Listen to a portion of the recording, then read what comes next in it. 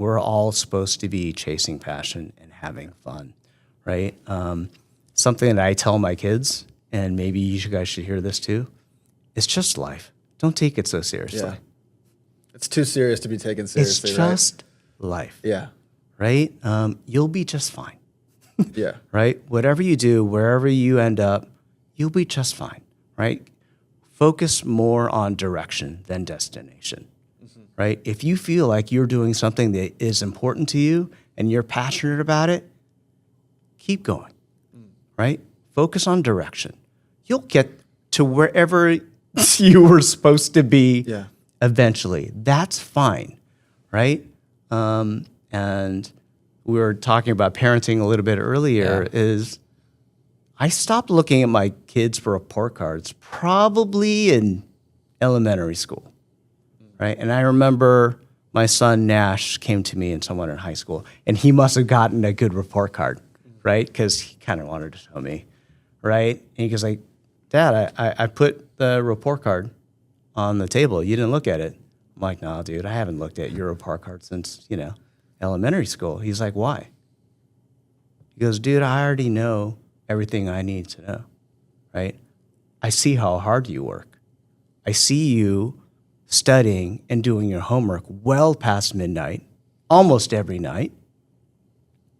I'm already proud of you. I already know, right? Some grade on a piece of paper, I already know who you are. I'm already, proud of the character you showed. So nothing on a piece of paper is going to change that. So I don't need to know. He's like, oh, okay. Right, okay. Oh, that's a very different approach.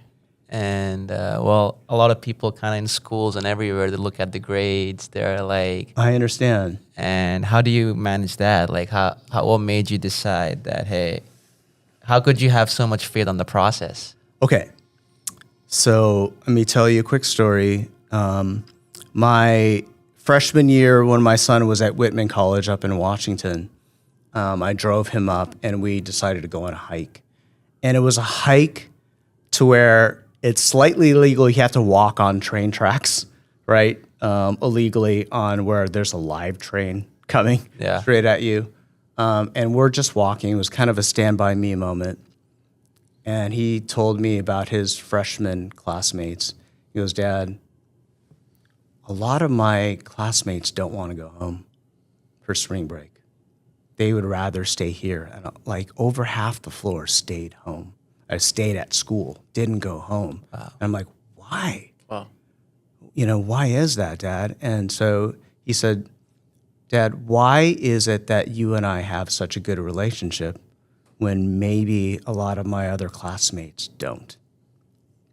And that was a heavy question, man. Yeah. And I couldn't answer it right away. And then after about 5 minutes of walking, I said, okay, Nash, I have an answer for you, right? And he said, and I told him,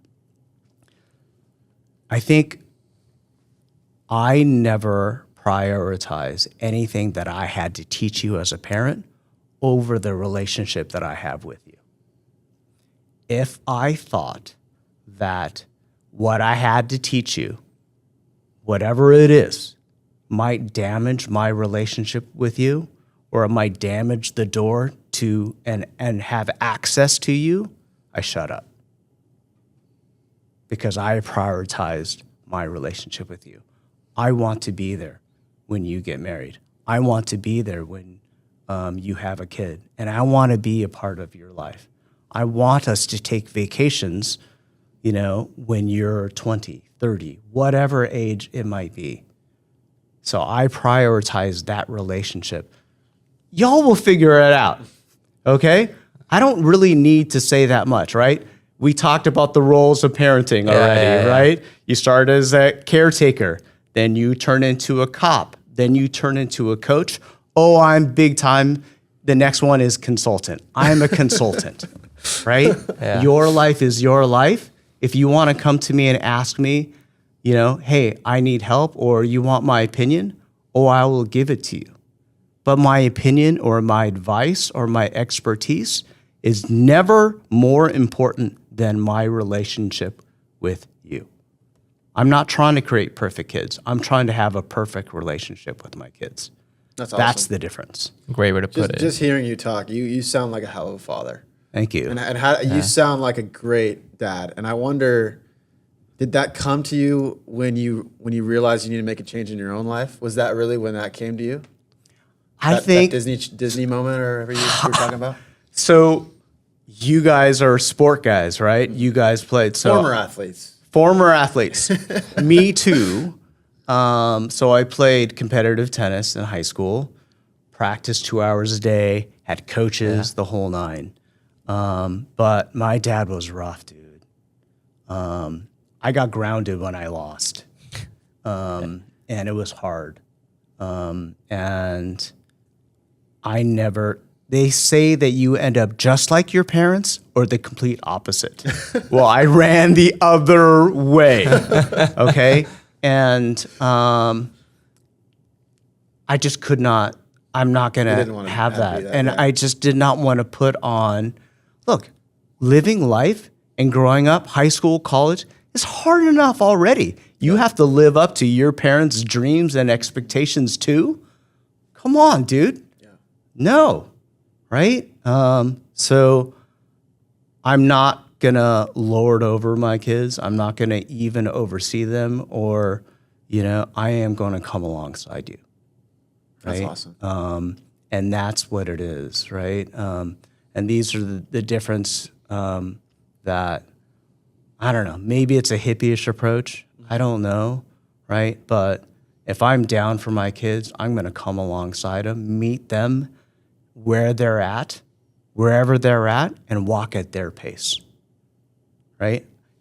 You weren't, hey, dude, you were supposed to be here by this certain time, right? And I talk to young people all the time. I should have been married by now, right? I should have had this job by now. Mm-hmm. Who told you that? Yeah. Really? Like, what playbook are you using, right? Yeah. If you are doing and creating something that you believe in, and you're doing things that you that light you up, you're doing just fine. Mm-hmm. Do that. Put something out into the world that matters, that's going to have some longevity, and then go have fun with it. Life is supposed to be fun. If you're not having fun, you're doing it wrong.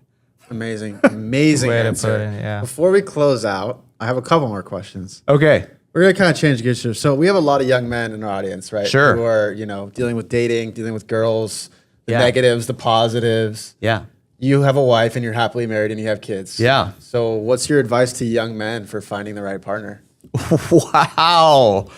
I will say you definitely want to listen more than you talk, right? Like I'm doing today. Right? And I think we started with this, right? It's about them. It's not about you. Yes. Right?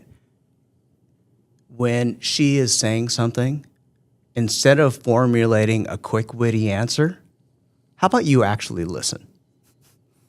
Listen to what they have to say, right? I talked to my son about this too, and they're like, you get these ideas like, oh, we need to have similar tastes, or we have to have similar interests.